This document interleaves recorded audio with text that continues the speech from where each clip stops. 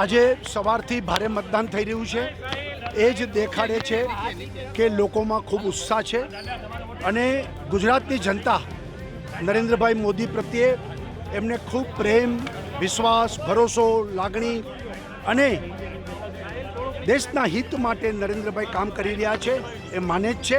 એટલે નરેન્દ્રભાઈને ત્રીજી વખત વડાપ્રધાન બનાવવા લોકોમાં ખૂબ ભારે ઉત્સાહ દેખાઈ રહ્યો છે.